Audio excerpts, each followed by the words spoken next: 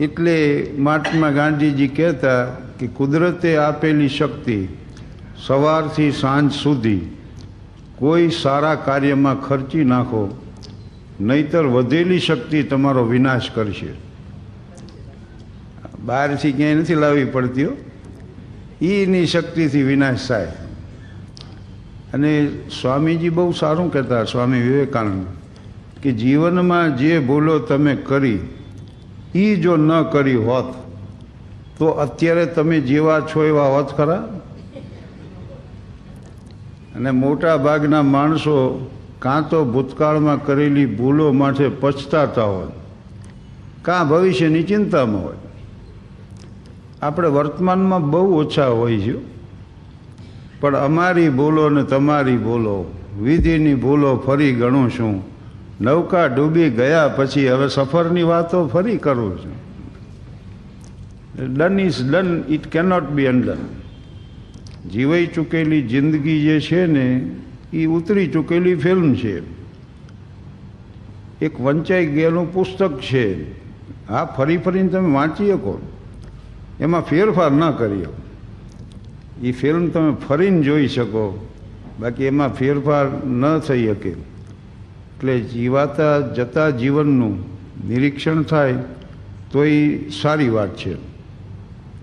અને ઘણી ઠેકાણે મેં ઘણી વાર કીધું છે, સુરેન્દ્રનગર જિલ્લો, એનું ચોટીલા તાલુકો, એનું થાનગઢ ગામ, એ મારું જન્મસ્થાન.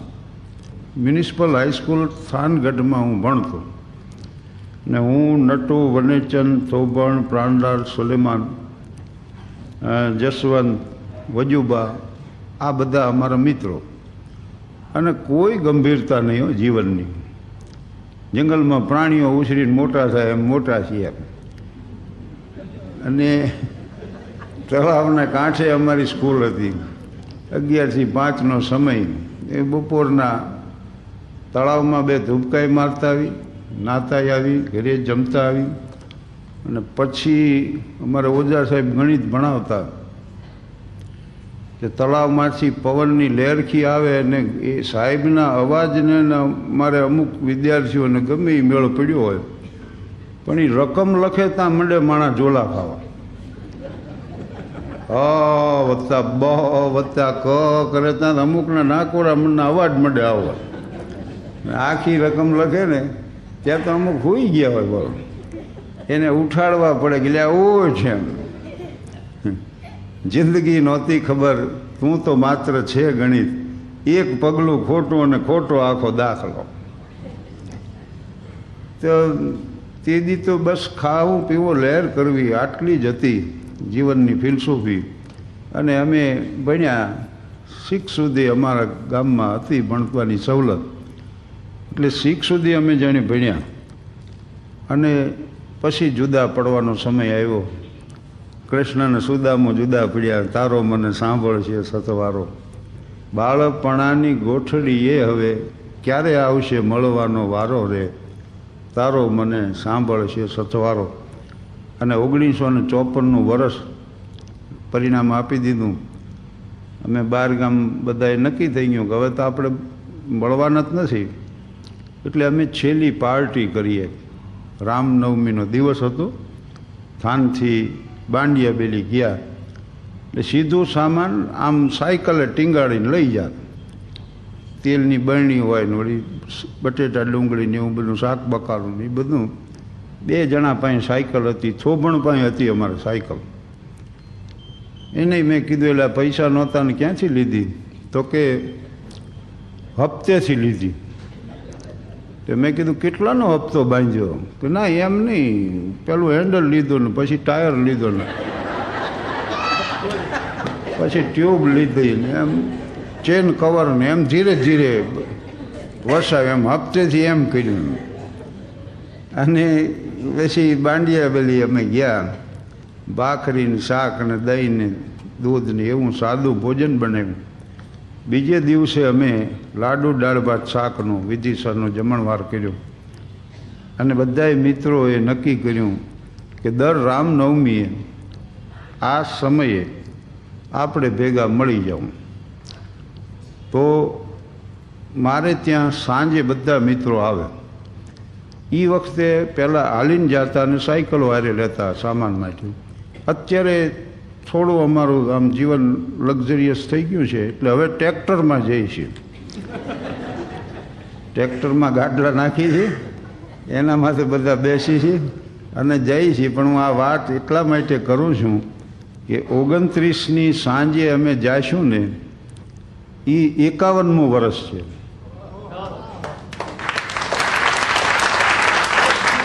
એ અમારે રામનવમીનું 51મું વર્ષ છે. અને અમારા એવાય મિત્રો છે વનેચંદ જેવા કે જે 51 વર્ષ આવ્યા. મારા જેવા એવાય છે કે મને એકવાર અમેરિકન એમ્બેસીનો ઇન્ટરવ્યૂ તારીખમાં હતો એટલે હું નથી જઈ ગયો. એકવાર કંઈક મુદત હતી એમાં રોકાઈ ગયો. 2 વાર હું નથી જઈ. तो मित्र ऐसा कीजिए जैसे सिर को बाल काट काट के काटिए फिर भी तजे न खाल. A friend in need is a friend in need. કરુણતાની ચરમસીમાએ હાસ્ય નિષ્પન્ન થાય છે. આજ મુંબઈના કોર્ટ ને એમાં લોકમાન્ય ટિળકનો કેસ હાલે. મોહમ્મદ અલી જીણા એનો કેસ લડ્યા હતા. તો સ્વરાજ माझा જન્મસિદ્ધ અધિકાર आहे आणि मी घेतणार. Swaraj is my birth right and I shall have it. આ ભાવનાનો પ્રચાર કરવા માટે ટિળક ઉપર કેસ હાલ્યો.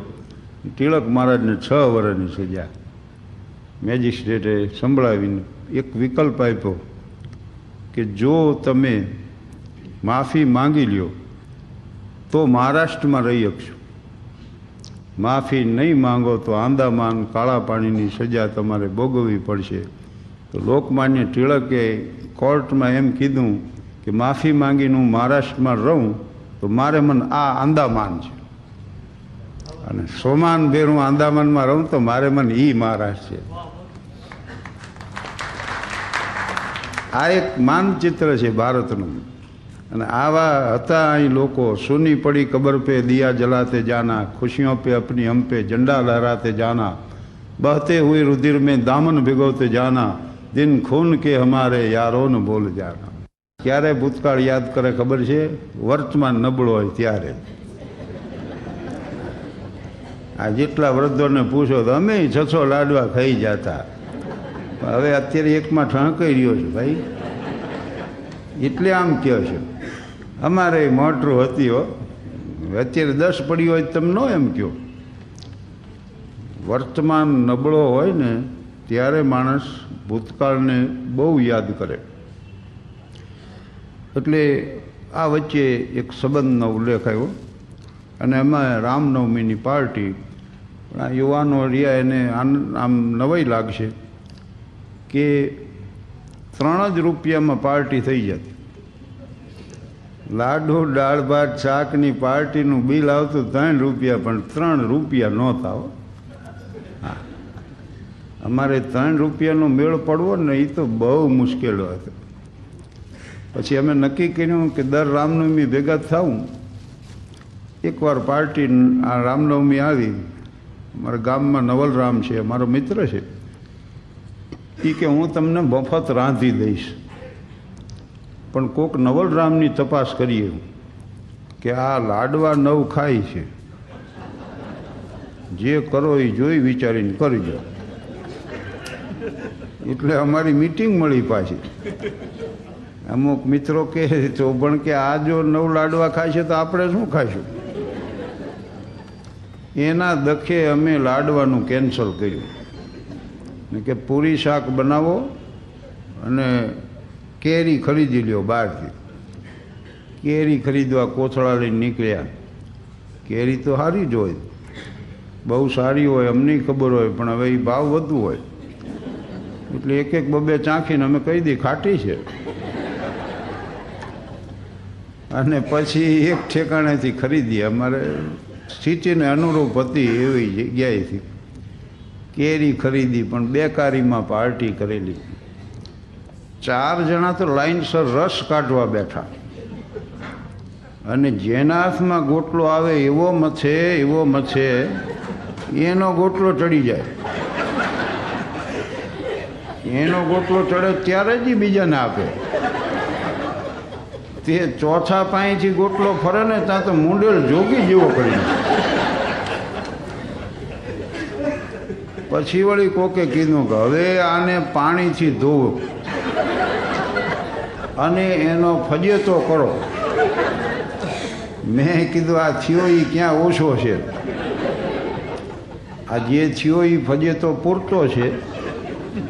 પણ પછી વનેચરના હયામાં જે કરુણાની સરવાણી ફૂટી એ કે હવે રવા દો અને ગાયોને નાખી દો, ભલે બચારી ધરાતી.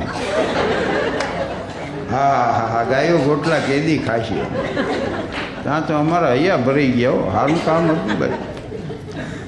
એટલે એક હુંડલામાં ગોટલા નાખ્યા અને બધાએ વળી હાથ અડાડ્યા. એક જ જણો ગોટલા ગાયું નાખ્યા હોય તો પૂન એના ખાતે જમા થાય. આ હવને હરખો પૂન મળે ને એટલે હાલ્યા આમ વાંચતે ગાતે જાય ને આમ. કાંઈ ઉપાય કર્યો ઢગલો ગોટલાનો, એ ઊંઘી ઊંઘીને હાલતી થઈ ગઈ. ગાયું એ ગોટલા ન ખાધા. મેં કીધું પણ આમાં કાંઈ રહેવા દીધું હોય તો ગાયું બિચારી શું કરે. પણ તમે એવું વાક્ય કોઈ દી સાંભળ્યો છે કે અમારે પાડો વગડામાં ચરતો આવ્યો ને ભેંસ આટું ભારો લેતો આવ્યો? પાડા પોચે જ ચરતા આવે. માણા પોચે રળે, પોચે ખાય, પોચે ખર્ચે, માત્ર પરિવાર પૂરતું. સમાજ ઇતિહાસ કૃષ્ણ અને સુદામા, નિકોલસ અને બેક, આ જગવિખ્યાત દાખલાઓ છે, જગતના માન મિત્રોના દાખલા છે. અને સુદામો ગયો કૃષ્ણ પાસે, ચાલ્યો વાટમાં જ્ઞાનના ઘાટમાં, મિત્ર મોહનતણું નામ લેતો કે મિત્રને મળીશ, રજૂઆત કરીશ, આમ એ બધું વિચારતો. ફટ્ટી ધોતી તૂટી પગરિયા, ચલકે પાँव થકે, કૃષ્ણા તોરે મંદિરો મેં દીપ જલે. આમ વિચારતો વિચારતો જે જાય છે. અને જીવનની અંગતમાં અંગત વાત જેને તમે કહી શકો ને એનું નામ મિત્ર છે. તમારા વિશે બધું જાણતો હોવા છતાં મૈત્રી નિભાવે એનું નામ મિત્ર છે. અને મિત્ર એસા કીજીએ ઢાલ સરીખા હોય, દુઃખ વખતે આગળ રહીને સુખમાં પાછળ હોય, એવો મિત્ર છે. ને એવો મિત્ર તમારો જીવનમાં કોઈ ન હોય કે તમે કોઈના આવા મિત્ર ન હો તો જીવન વ્યર્થ છે ભાઈ. એટલે બુદ્ધે મૈત્રીને પ્રાધાન્ય આપ્યું. ભગવાન બુદ્ધે જે પ્રાધાન્ય આપ્યું ને મૈત્રીને આપ્યું છે. એટલા માટે બે મિત્રો હતા. એક મિત્ર બીજા મિત્રને ત્યાં ગયો એટલે એના પત્નીએ કીધું તમારા ભાઈ નથી ઘરે, પણ શું કામ છે એ કયો. તો કે મારે 500 રૂપિયાની જરૂર હતી. એટલે એને પત્નીએ તરત આપી દીધા. ગાલ્યો મિત્ર તો લઈને જતો રહ્યો. પછી આવ્યો એનો ભાઈબંધ આવ્યો ત્યારે એની પત્નીએ કીધું તમારા મિત્ર આવ્યા હતા, એને 500ની જરૂર હતી, મેં એને 500 રૂપિયા આપી દીધા. તોય ઓલો રોવા માંડ્યો. અરે પણ કે મેં એને કીધું ને તરત જ આપી દીધા. પણ ઓણે એમ કીધું કે એને 500 રૂપિયાની જરૂર હતી ને અહીં સુધી લેવા આવવું પડ્યું, ત્યાં સુધી મને ખબર ન રહી. આ જે પીડા છે ને એની છે, વ્યથા છે એની છે. હું ક્યાં કહું છું ના કહો, હું ક્યાં કહું છું હા કહો, પણ ના કહો એમાંય વ્યથા તો હોવી જોઈએ. અને એવી મૈત્રી નથી રહ્યો જેના ખંભે માથા મૂકીને રોઈ શકાય ને એવા હવે ખંભા નથી રહ્યા. અને એ અજંપો આ પૂરી ખાય છે માણાને. ડોલરથી કે પૈસાથી કે સંપત્તિથી જિંદગી ન જીવાય. માનવીને માનવીની ઊંઘ જીવાડી દે. એક અબજોપતિને ઊંઘ જ નહોતી આવતી અને આમ ટેરેસ ઉપર આંટા માર્યા કરે. એમાં એણે જોયું તો એક સૂફી સંત હાથનું ઓશીકું કરીને ઘસઘસાટ હોઈ ગયા. અને એટલી બધી નવાઈ લાગી કે હા હા આ રીતે માણસ હોઈએ કે. નીચે આવ્યા અને મને ઉઠાડીને પૂછ્યું કે ऐसी गहरी नींद आप कैसे सो सकते हैं? तो सूफिए तो એટલું જ કીધું કે आपको खुदा ने वह सोना दिया है, तुमको यह सोना दिया. आपको खुदा ने वह सोना दिया है तो हमको यह सोना दिया है, बात सिर्फ सोने की है। तो क्या आपका पता क्या है? तो पता क्या, खाक बतलाए निशा या बेनिशा अपना, लगा बैठे जहां बिस्तर मकान तो बन गया आप। આ બંધુ ત્રિપુટી એમાં સ્વામી આનંદજી હતા ને, એની હારે બહુ બેસતો. મેં ત્રણેય હારે બહુ સત્સંગ કર્યો. થાન હતો એમનો ચતુર્માર્ગ, અને ત્યાંય હું જીએવો તીથલ. તો એક મને એના કાવ્યો સંભળાવો, જે કવિ હતા, અને હું ઘણીવાર એનો ઉલ્લેખ કરતો. ન્યુયોર્કમાં અમારો કાર્યક્રમ હતો ને હું આ કાવ્ય બોલ્યો કે આમ જુઓ તો એકલ દોકલ, આમ જુઓ તો મેળા, આમ જુઓ તો આગળ પાછળ, આમ જુઓ તો ભેળા, આમ જુઓ તો સંત ધર્મના મરમ સુધી પહોંચેલા, અને આમ જુઓ તો છીએ મુસાફર થેલા લઈ નીકળેલા. બની શક્યા નહીં ગુરુ કોઈના, થઈ શક્યા નહીં ચેલા, કેમ ગણીએ તમને છેલ્લા અને અમોને પહેલા.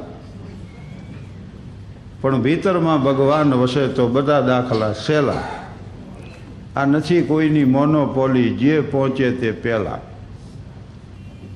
પણ ભીતરમાં ભગવાન વસે તો બધા દાખલા સહેલા. 50 વિદ્યાર્થીનો વર્ગ હોય, શિક્ષક દાખલો ગણાવે, 15 વિદ્યાર્થીનો સાચો હોય અને 100 જવાબ આપતો હોય ને તો 15નો 100 જવાબ આવે. 35 જે ખોટા હોય ને એમાં વિવિધતા હોય.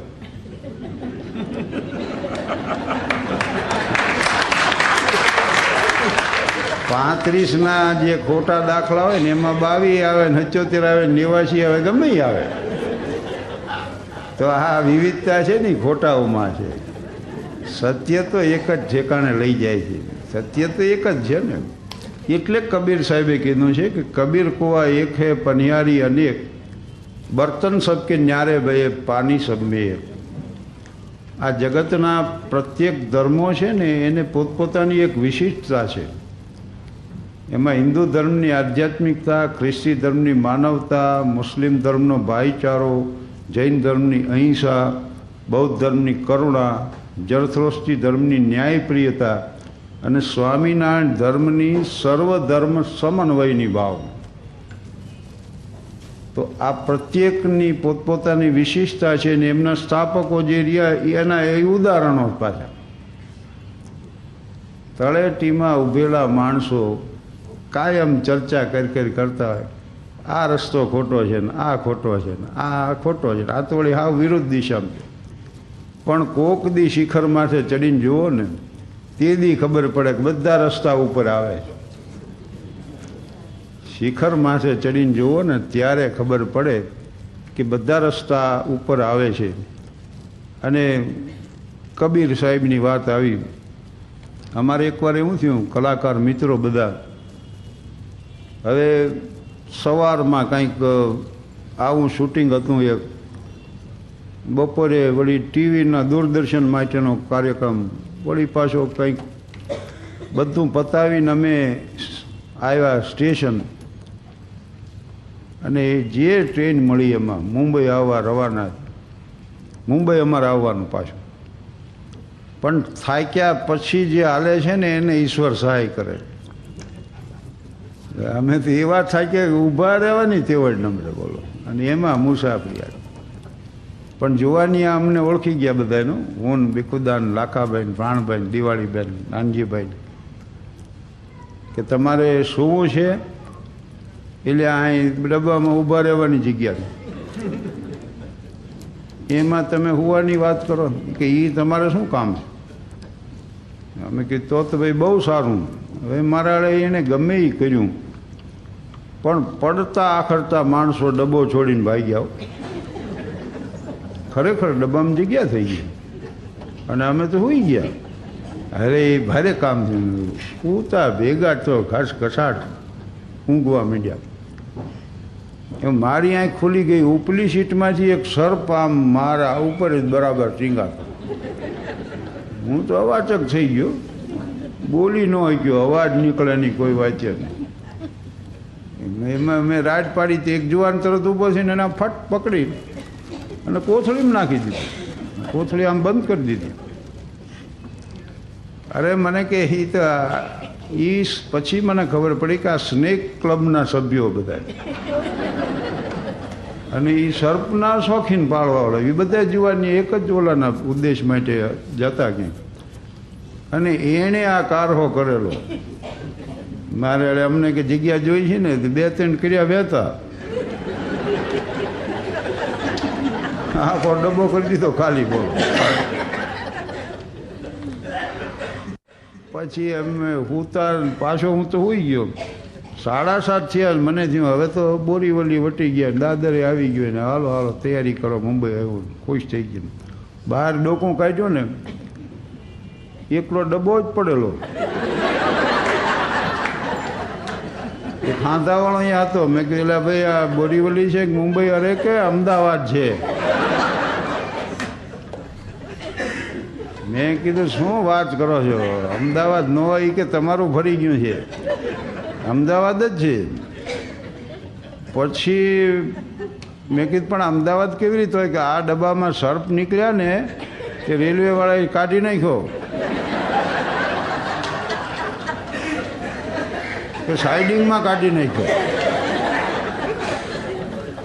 પછી અમને શું ભારે કર્યા તો મારા તો ઓલા પડતા આખડતા માણસો જતા ને ત્યારે મને વિચાર આવ્યો હતો કે औरन को डूबत देख के कबीरा हसे न कोई अपनी नाव मझदार में कौन जाने क्या હોય.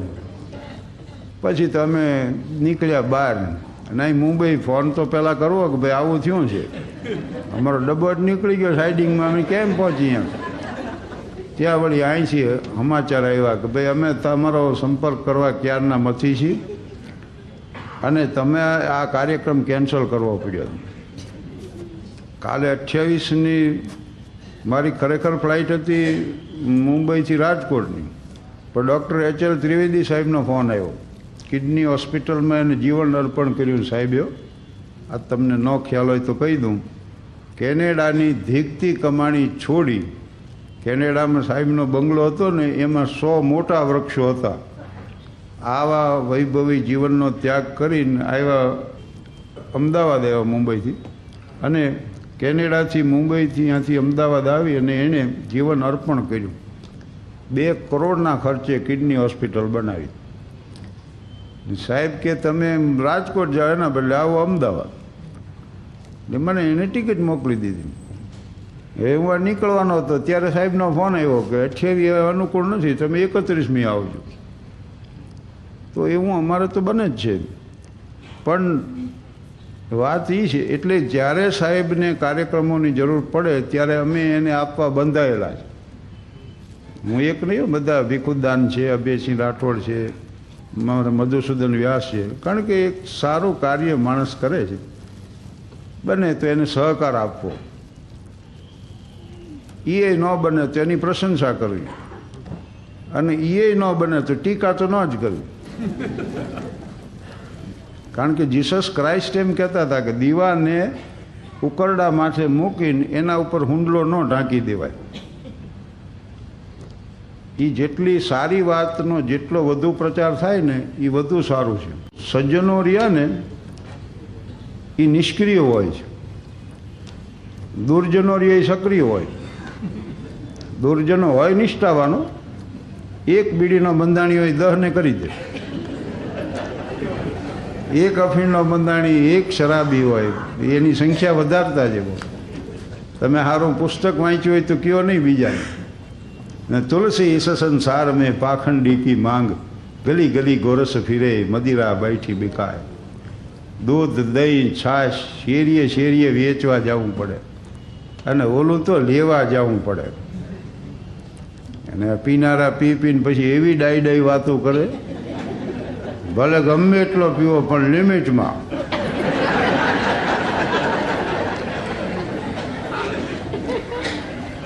કોને નક્કી કરવાની ભાઈ? 2 જણા દારૂ પીને હાલ્યા જતા, એક ઝાડ આવ્યું તો ઝાડ માથે ચડી ગયા, પાછળ ડાળે ટીંગાણ. થોડીક વાર થઈ તો બૂફ દઈને હેઠો પડ્યો. એ પડ્યો બીજાને કહે હું પાકી ગયો.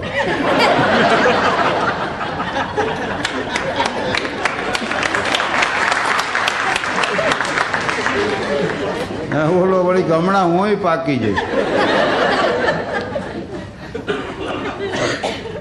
3 જણા તો બારમાં ગયા ને પીવા એટલો પીધો ને 1 બોટલ હારે લીધો ને પાછા ગેસ્ટ હાઉસમાં આવ્યા. પાછા ભાગ હોત પાડ્યો કે આટલો આનો ને આટલો આનો, ત્રણેયના ભાગ પાડ્યા. ઓલા આવીને સૂતા ને એક ઉઠ્યો, બધાનો પીને સૂઈ ગયો. સવારના પોરમાં બાઈ જાઓ. ઓલા કે તું બધાનો એકલો કેમ પી ગયો? ઓલો કે હું તો મારો ભાગ પીતો હતો, તમારા ઉપર નડતા હતા.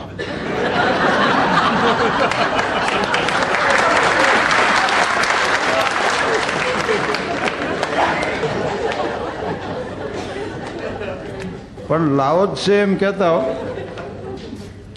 ચીનના જગવિખ્યાત ફિલસૂફ લાઓ ત્સે, એની એટલી જ વાત હતી કે ક્યાં અટકવું એટલી જ જો જીવનમાં ખબર હોય ને તો જીવનમાં દુઃખ ન હોય. કેટલામાં પેક પછી અટકી જવું એ જો શરાબીને ખબર હોય, કે કેટલું જીત્યા પછી બાજી હંકેલી લેવી એ જો જુગારીને ખબર હોય, અને કેટલા ખોટા કેસ લડ્યા પછી સાચા કેસ કાં લડવાને કાં વકીલાત છોડી દેવી એ જો વકીલને ખબર હોય. એક જણો ખાલી અમેરિકામાં $2.5 જ માંગતો, ગરીબ માણસ પાસે. ઓલો $2.5 આપી શકે એમનો. તો એ કે દઈ દે પૈસા. ભાઈ નથી મારી પાસે. તો હું કેસ કરું. વકીલ તરીકે લિંકનને રાખવા આવ્યા. અબ્રાહમ લિંકન કે ભાઈ શું છે? તો કે $2.5 હાટું કેસ કરવો. ભલામણા $2.5 હાટું ગરીબ માણસને હેરાન કરાય? તો કે ના, બસ મારે દેખાડી દેવું. તો લિંકને કીધું કે મારી ફી $10 છે. તમારી ફી ગમે એ હોય, હું ફી પહેલાં લઉં છું. એટલે ઓલે $10 એને આપી દીધું. લિંકન સીધા ગરીબ માણસને ત્યાં પહોંચ્યા અને એને $5 આપ્યા. હાલે, $2.5 ઓને દઈ દેજે, $2.5 તું રાખજે. $5 લિંકને રાખ્યા. ઓલો આવ્યો તો આને પહેલી જ મુદ્દે $2.5 આપી દીધા. પણ આ સમસ્યા હલ કરી કહેવાય. જો લેણિયાતને $2.5 મળ્યા, ઓલા ગરીબને દેણું પતી ગયું ને પાછા $2.5 મળ્યા, અને લિંકનને $5 મળ્યા. કારણ કે એને વકીલે આટલું તો કામ કર્યું. અમારે 2 વકીલ કોર્ટમાં બાઈ બોલો, એક કે તમે મૂર્ખ છો, તો બીજા વળી કે તમે ગધેડા છો. પણ મેજિસ્ટ્રેટ સાહેબે કીધું કે ઓર્ડર, તમે લોકોએ ભૂલી જાઓ છો કે હું અહીં બેઠો છું.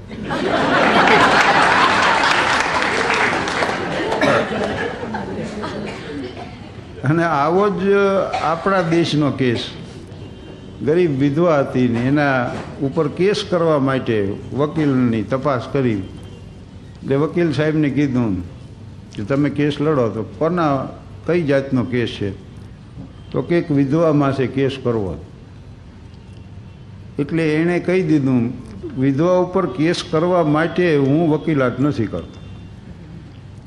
આ વકીલનું નામ ડૉક્ટર રાજેન્દ્ર પ્રસાદજી, એ ભારતના રાષ્ટ્રપતિ થયા, ઓલા અમેરિકાના પ્રેસિડેન્ટ થયા. 59માં 58માં હું સર્વિસમાં રહ્યો ને 1959માં વિદ્યાર્થીઓની ટૂર લઈને હું ગયો. અને રાષ્ટ્રપતિ ભવનમાં અમે પત્ર લખ્યો. 20મી મે અમે પહોંચ્યા દિલ્હી. ત્યાં અહીંયાથી રાષ્ટ્રપતિ ભવનમાંથી પ્યુન આવ્યો. મેં નામ મારું પૂછ્યું ને આલ્યો કે કરો સહી ને આ પત્ર. રાષ્ટ્રપતિ ભવનના અશોક હોલમાં અમને મુલાકાત આપી રાજેન્દ્ર પ્રસાદજી. બોલો, પણ એટલા ભલા કે અહીં દ્વારકાધીશના દર્શને આવવાના હતા ને એમાં સેક્રેટરી નવા બૂટ લઈ આવ્યો. એમ સાહેબે પૂછ્યું કે કેટલી કિંમતના છે? આની કિંમત શું? તો કે ₹30 છે. એટલે રાજેન્દ્ર બાબુ કે ગરીબ દેશને આટલા મોંઘા બૂટ ન પહેરાય, એના પ્રમુખને આવા કિંમતી બૂટ ન પોસાય, દઈ દો પાછા. ₹21 સુધીની કિંમતના જ પહેર્યા. ફરીને આ વાતો યાદ આવ્યા કરે છે. મણિબેન, મહાવીર ત્યાગીને, સુશીલા નૈયરને બધા બેઠેલા. મહાવીર ત્યાગીએ મણિબેનની મજાક કરી. મણિબેન એટલે સરદાર વલ્લભભાઈ પટેલના દીકરી. કે તમારો હાડલો એવો છે મણિબેન કે રસ્તામાંથી ઊભા રહ્યો ને તો કોક આનો બે આના આપતા જાય. એટલે ઓણે કીધું સુશીલાબેને કે ભાઈ આ રેંટીઓ કાતે પછી એમાંથી ખાદી તૈયાર થાય, સરદાર સાહેબના જબ્બા ધોતી એવું બધું થાય. ત્યારબાદ કે એમને જે એ ફાટે એના થીગડા આની સાડીને દેવાય. અને 562 રાજ્યોનું વિલીનીકરણ કર્યું. સમ્રાટ અશોક કે અકબર કે સમુદ્રગુપ્ત કે ચંદ્રગુપ્ત કોઈનું આવું વિસ્તૃત રાજ નહોતું. સરદાર પટેલે જે સ્વતંત્ર ભારતનું નિર્માણ કર્યું ને એ, અને સરદાર સાહેબે કીધું કે એનો બાપ કમાતો નથી, અને જેનો બાપ કમાતો ન હોય એની દીકરી પાસે ક્યાંથી હોય સાડલા ને આવા પહેરવાના. પાર્લામેન્ટમાં જે ફોટો છે ને એ જે ખેસ એને રાખ્યો જબામાંથી એ 15 વર્ષ જૂનો બાપ. સરદાર વલ્લભભાઈ પટેલ સ્મારક ભવનમાં જ મારે અહીંયા કાર્યક્રમ, ત્યાં મેં આ